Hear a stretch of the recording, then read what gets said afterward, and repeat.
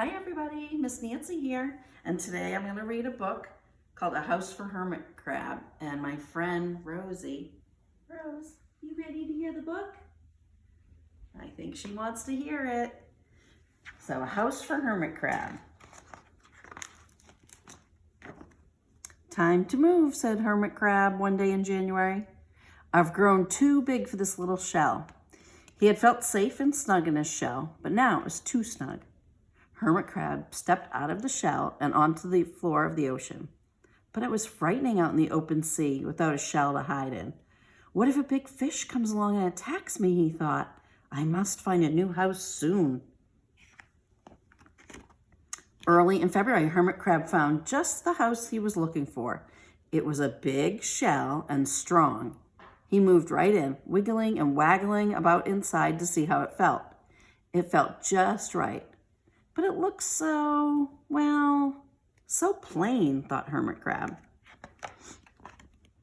In March, Hermit Crab met some sea anemones. They swayed gently back and forth in the water. How beautiful you are, said Hermit Crab. Would one of you be willing to come and live on my house? It's so plain it needs you. I'll come, whispered a small sea anemone. Gently, Hermit Crab picked it up with his claw and put it on his shell. In April, Hermit Crab passed a flock of starfish moving slowly along the sea floor. How handsome you are, said Hermit Crab. Would one of you be willing to decorate my house? I would, signaled a little sea star. Carefully, Hermit Crab picked it up with his claw and put it on his house. In May, Hermit Crab discovered some coral. They were hard and didn't move. How pretty you are, said Hermit Crab. Would one of you be willing to help make my house more beautiful? I would, creaked a crusty coral. Gingerly, Hermit Crab picked it up with his claw and placed it on his shell. In June, Hermit Crab came to a group of snails crawling over a rock on the ocean floor. They grazed as they went, picking up algae and pieces of debris and leaving a neat path behind them. How tidy and hard-working you are, said Hermit Crab.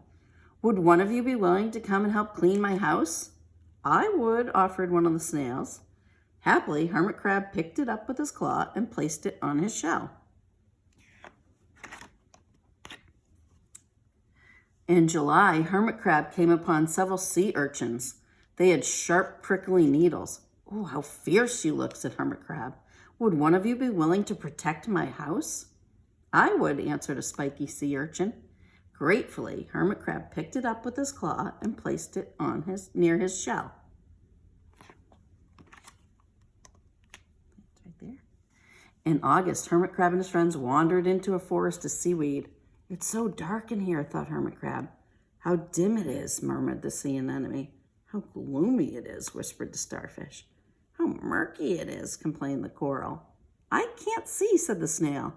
It's like nighttime, cried the sea urchin. In September, Hermit Crab spotted a school of lanternfish darting through the dark water.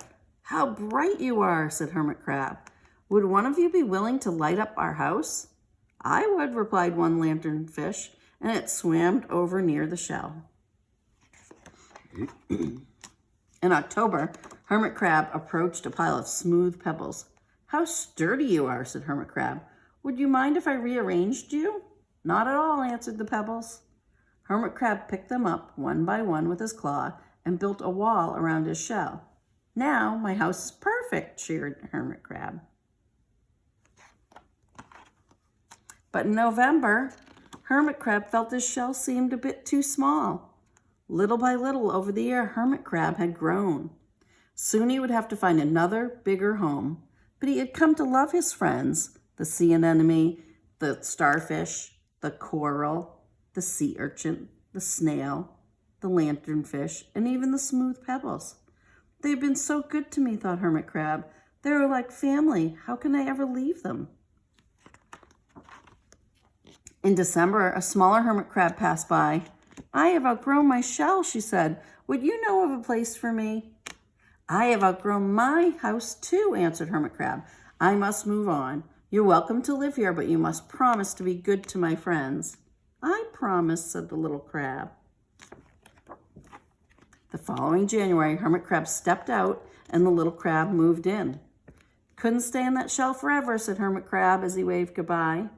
The ocean floor looked wider than he had remembered, but Hermit Crab wasn't afraid. Soon he spied the perfect house, a big, empty shell. It looked, well, a little plain, but sponges, he thought, barnacles, clownfish, sand dollars, electric eels.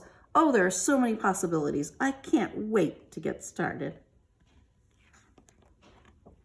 The end. Hope you enjoyed the book. Bye.